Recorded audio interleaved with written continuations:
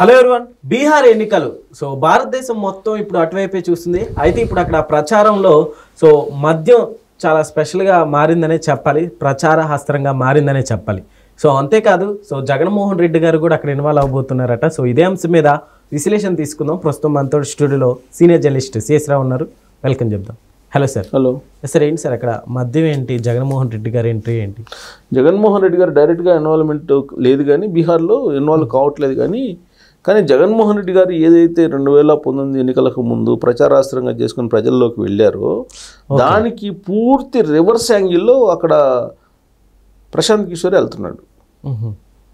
ఎందుకు? జగన్మోహన్ రెడ్డి గారినేమో మద్య నిషేధం చేయించాలి, మద్య నిషేధం నినాదంతో తీసుకెళ్లాడు. ఇదే ప్రశాంత్ కిషోర్ 2019 ఎన్నికల్లో మద్య నిషేధం ప్రకటన చేశారు. సిపిఎస్ రద్దు, మద్య నిషేధం, ప్రత్యేక హోదా, ఈ మూడు ప్రధాన అస్త్రాలు 2019 ఎన్నికల్లో.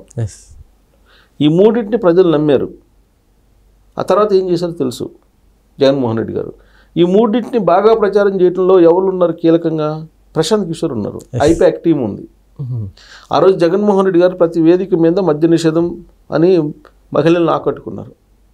అలాగే ప్రత్యేక హోదా అనేది మనకి సంజీవిని అని చెప్పి ప్రతి విద్యార్థికి, ప్రతి నిరుద్యోగికి, ప్రతి యువకుడికి ఆలోచింపజేసేలా ఆయన అస్త్రాన్ని ప్రయోగించాడు.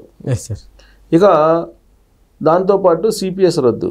సిపిఎస్ రద్దు అనేది అదంతా 15 రోజులు పని నేను అధికారులు రాగానే చేసేస్తానని చెప్పేసి ఉద్యోగులకి చెప్తే ఉద్యోగులు నమ్మారు. ఉద్యోగుల్ని ఆకట్టుకున్నారు, యువతని ఆకట్టుకున్నారు ప్రత్యేక హోదాతోటి. అలాగే మద్య నిషేధంతో మహిళలను ఆకట్టుకున్నారు.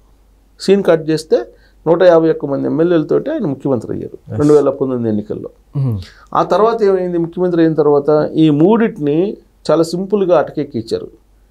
ఏం చేశారు? ప్రత్యేక హోదా దేవుడిదయ్యా అన్నారు. అవును. మద్య నిషేధం అనేది విడతల వారీగా కంట్రోల్ చేస్తున్న, ధరలు పెంచి అని చెప్పారు. తర్వాత ఆయనే సొంత దుకాణాలు పెట్టి అమ్మారు. సిపిఎస్ రద్దు అని అంటే సిపిఎస్ రద్దు సాధ్యపడదు, జీపీఎస్ ఇస్తారు సర్దుకోండి అని చెప్పి ఉద్యోగులకు చెప్పాడు. 1వ తారీఖు జీతాలు ఇవ్వలేని పరిస్థితుల్లో 1వ తారీఖు జీతాలు మాకు ఇస్తే చాలు అని చెప్పి పరిస్థితికి ఉద్యోగులను తీసుకొచ్చారు. ఇది ప్రధానమైనటువంటి హామీలు ఆయన. ఏపీలో బాగా వర్కౌట్ అయింది కదా సార్. అప్పుడు వర్కౌట్ అయింది. ఎలా వర్కౌట్ అయింది? ప్రశాంత్ కిషోర్ ప్రచారం చేశాడు ఆ రోజున. జగన్మోహన్ రెడ్డి గారి తరఫున ఐపాక్ ప్రచారం చేసింది.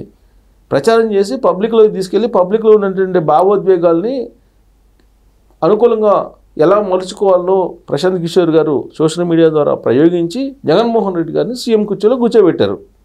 మరి ఇదే ప్రశాంత్ కిషోర్ ఇప్పుడు బీహార్లో ఇదే మద్యం అనేటువంటి అస్త్రాన్ని తీసుకొని సీఎం సీట్లో ఆయన కూర్చోవాలని ప్రయత్నం చేస్తున్నారు.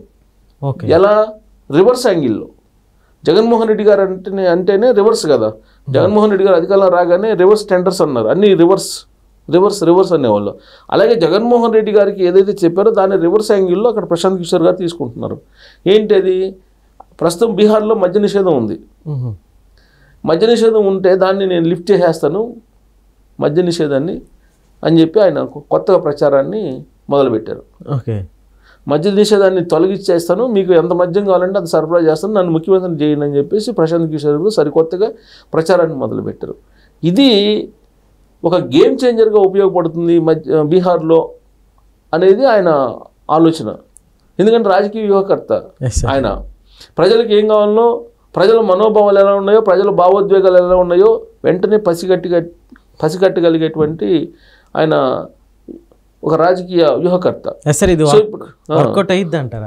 వర్కౌట్ అవుతుందని ఆయన చేశాడు. జనరల్గా మద్య నిషేధం అనేది ప్రకటిస్తారు ఎవరైనా. ఎవరైనా సరే మద్య నిషేధం చేస్తానని ప్రకటిస్తారు. కానీ రివర్స్లో మద్య నిషేధాన్ని నేను ఎత్తేస్తానని చెప్పేసి ప్రశాంత్ కిషోర్ సరికొత్త నినాదాన్ని వినిపిస్తున్నారు బీహార్లో. కారణం ఏంటి? మద్య నిషేధం అని చెప్పి 2020లో అధికారంలోకి వచ్చినట్టు నితీష్ కుమార్ గారు మద్య నిషేధాన్ని అమలు చేస్తున్నారు, కానీ అది ఫెయిల్ అయింది అనేటువంటిది ఈయన అభిప్రాయం.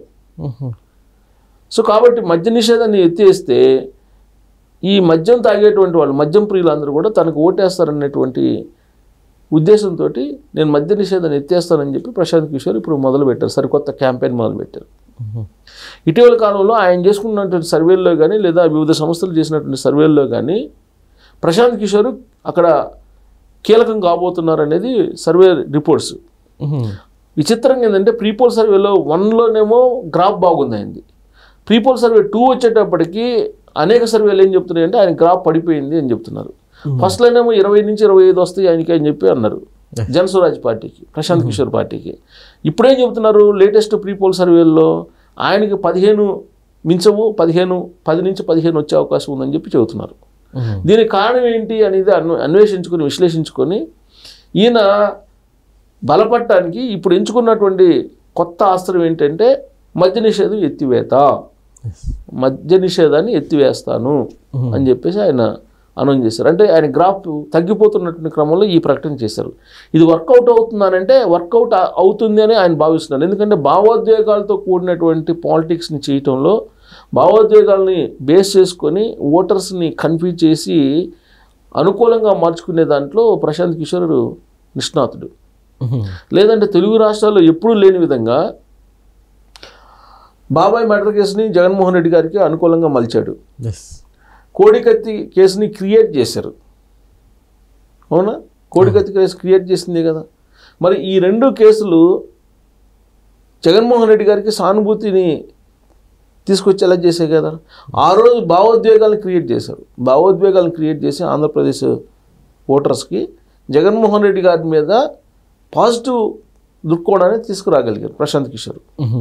లేదంటే చంద్రబాబు నాయుడు గారు ఈ ఒక్కసారి మీరు కోఆపరేట్ చేయండి, లేదంటే రాష్ట్రం పాడైపోతుంది, రాష్ట్రం నష్టపోతుంది అని చెప్పి వంగి దండాలు పెడితే అక్కడ ఉన్నటువంటి గుంటూరు కృష్ణా జిల్లా ఓటర్సే పట్టించుకోలేదు. వైఎస్ఆర్ కాంగ్రెస్ పార్టీకి పొలమని ఓట్లు వేశారు 2019 ఎన్నికల్లో. అంటే ప్రశాంత్ కిషోర్ ఏ విధమైనటువంటి రాజకీయ వ్యూహకర్త, భావోద్వేగాల్ని ఓటింగ్ రూపంలో మలుచుకోవటంలో ఆయన అందివేసిన చెయ్యి. అదే బీహార్లో కూడా వర్కౌట్ అవుతుందని చెప్పి భావిస్తున్నారు. అక్కడ ఉన్నటువంటి ఓటర్లు ఏమనుకుంటున్నారు, మద్యం ఫ్రీగా దొరకట్లేదు, స్వేచ్ఛగా మనం తాగడానికి అవకాశం లేదు అని భావిస్తారు మద్య నిషేధం పెట్టినప్పుడు. ఆంధ్రప్రదేశ్లో కూడా మద్య నిషేధం పెట్టారు ఎన్టీ రామారావు గారు ఉన్నప్పుడు. ఆ తర్వాత అది సాధ్యం కాదని చెప్పి మళ్ళీ తీసేశారు. బీహార్లో ఇప్పుడు మద్య నిషేధం కొనసాగుతుంది. మద్య నిషేధం కొనసాగుతున్న దాన్ని పగడ్బందీగా నేను మద్య నిషేధం కొనసాగిస్తానని చెప్పి చెప్తారు కానీ ఎవరైనా మద్య నిషేధాన్ని ఎత్తేస్తానని చెప్పి చెప్తున్నాడు ప్రశాంత్ కిషోర్ అంటే అతను ఎంత నిబద్ధత నిజాయితీతో కూడినటువంటి రాజకీయాలు చేయాలని చెప్పి ప్రజల్లోకి వచ్చాడు అనేది అందరికీ అర్థమైపోతుంది కదా. కానీ అక్కడ ఉండేటువంటి ఓటర్లకి ఏది కావాలో అది చెబుతున్నారు. ఈ మధ్యకాలంలో రేవంత్ రెడ్డి గారు ఒక మాట చెప్పారు. రేవంత్ రెడ్డి గారు అలాగే నితిన్ గడ్కరీ కూడా ఒక మాట చెప్పారు. ఏం చెప్పారు, వాళ్ళు ఎంత ప్రజలను మోసం చేస్తే అంత పెద్ద నాయకుడు అవుతాడని చెప్పారు. అలాగే ప్రజలకు ఏం కావాలో అది చెప్తే సరిపోద్ది, మనం ముఖ్యమంత్రి కావచ్చు అని చెప్పి ప్రశాంత్ కిషోర్ గారు అనుకుంటున్నారు అక్కడ. అందుకే మద్య నిషేధం ఎత్తేస్తానని చెప్పారు. ఇప్పుడు గుజరాత్లో మద్య నిషేధం ఉంది. మరి నిషేధం ఎప్పటి నుంచో కొనసాగుతుంది కదా గుజరాత్లో. మరి అక్కడ అమలు చేసినటువంటి వాళ్ళు బీహార్లో నితీష్ కుమార్ అమలు చేస్తూ ఉంటే నేను ఎత్తేస్తానని చెప్పి అంటున్నారు. ఇది విచిత్రమైనటువంటి పరిణామం. జనరల్గా మద్య నిషేధం అంటారు ఎవరైనా, నేను ఎత్తేస్తాను మద్య నిషేధం అని చెప్పి అన్నారంటే వాళ్ళ భావోద్వేగాల్ని ఓటింగ్ రూపంలో మలుచుకొని ఈయన అక్కడ కింగ్ మేకర్ కావాలని కోరుకుంటున్నారు. కానీ ఆయన గ్రాఫ్ ఈ ప్రకటన తర్వాత పెరుగుతుందా లేదనేది మనం చూడాలి. మొన్నెవరో ఇంటికి ఒక ఉద్యోగం ఇస్తామని చెప్పేసి ప్రకటించారు బీహార్ ఎన్నికల్లోనే. ఒక అభ్యర్థి ఇంటికి ఒక ప్రభుత్వ ఉద్యోగం సాధ్యం, అది అసలు అది సాధ్యమయ్యే పనేనా? కాదు. ఇవన్నీ నిజంగా చిత్తశుద్ధి ఉంటే కనుక ఆయన మద్య నిషేధం ఎత్తేస్తానని చెప్పకూడదు. అవును సార్. పబ్లిక్కే ఉంది, డ్రగ్స్ కావాలను, డ్రగ్స్ నేను పంపిణీ చేస్తానంటే ఓకే, డ్రగ్స్ తీసుకోవడానికి 300 మంది వస్తారు. గంజాయి మీకు పంపిణీ చేస్తానంటే పొలోమని గంజాయి పంపిణీ చేస్తానని నాయకుడు వైపు వెళ్ళిపోతారు. లేదు మీకు సెక్స్ కేంద్రాలు పెడతాను అని అంటే వాళ్ళకి కూడా వదిలేస్తారు. యువత అంతా అంటే మాకు చూపుతుంది కదా. అదే చెప్పేది, భావోద్వేగాలు ఏవైతే ఉంటాయో ఆ భావోద్వేగాల్ని కంట్రోల్ చేసేటువంటి వాళ్ళే నాయకుడు. అంతేగాని భావోద్వేగాలను మరింత రెచ్చగొట్టి దాని నుంచి ఓట్లు రాబట్టుకోవాలనేటువంటి వాళ్ళు నాయకులు కారు. ఇప్పుడు ప్రశాంత్ కిషోర్ ఆడ మద్యాన్ని ఎత్తేస్తానని చెప్పి 5 సంవత్సరాల నుంచి మద్య నిషేధం కొనసాగుతూ ఉంటే నేను ఎత్తేస్తానని చెప్పి చెబుతున్నాడంటే ఆయన ఏ పార్టీ చిత్తశుద్ధి ఉన్నటువంటి లీడరు సమాజం పట్ల అనేది మనకు అర్థమవుతుంది. ఇప్పుడు ఆంధ్రప్రదేశ్లో కూడా గందరగోళం చేసింది జగన్ కాదు, జగన్ కంటే ముందు ప్రశాంత్ కిషోర్ వ్యూహాలు అవన్నీ. ఇప్పుడు రాష్ట్రం 10 సంవత్సరాలు వెనక్కిపోయిందని చెప్తున్నారు అందరూ. దానికి కారణం ప్రశాంత్ కిషోర్. ప్రశాంత్ కిషోర్ ఆ భావోద్వేగాలు రెచ్చగొట్టి కులాలు మతాలు ప్రాంతాలు అన్ని రకాలుగా చేశాడు కదా, అన్ని రకాలు చేసి గందరగోళం చేసేసాడు ఆంధ్రప్రదేశ్ని. తెలంగాణలో కూడా అదే చేయాలని చూశారు, కుదరలా కాకపోతే. సో ప్రశాంత్ కిషోర్ ఇప్పుడు ఆయన గ్రాఫ్ పడిపోతుంది నానాటికి. అక్కడేమో ఎన్డీఏ గెలిచే అవకాశాలు ఉన్నాయి అంటున్నారు తాజా సర్వేల్లో. ఆల్రెడీ సర్వేలు వస్తున్నాయి, చాలా సర్వేలు వచ్చినాయి. ఎందుకంటే కాంగ్రెస్ కను ఆర్జేడీకి మధ్య పొత్తు కుదరట్లేదు సీట్ల షేరింగ్లో, కాబట్టి అది బలహీనపడుతుంది. ప్రశాంత్ కిషోర్ ఆయన గ్రాఫ్ పడిపోతుంది, అది ఎన్డీఏ వస్తుందని చెప్పి టాక్ వస్తుంది. అందుకని ఇలాంటి పిల్లి మొగ్గలు వేస్తున్నాడు ఆయన. Okay sir, thank you.